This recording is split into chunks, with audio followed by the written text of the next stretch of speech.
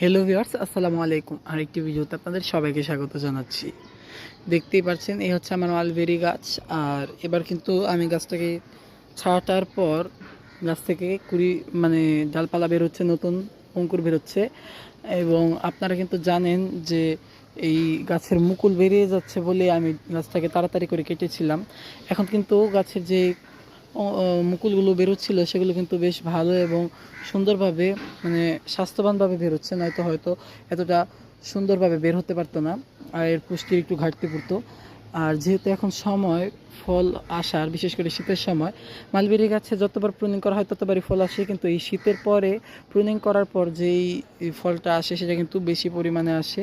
যেহেতু আমার গাছের বয়স খুবই কম, কেবলমাত্র 1 বছর হয়েছে, গাছটা দেখতে গ্রোথ অনেকটা বড় হলেও গাছে কিন্তু বয়স খুবই কম। 1 বছরও পুরোপুরি হয়নি, এখনও 9 মাস বা 10 মাসের মতন হতে পারে। তো গাছে কিন্তু ফলের পরিমাণ সেই তুলনায় কমই, তবে আলহামদুলিল্লাহ যা এসছে তাই ভালো।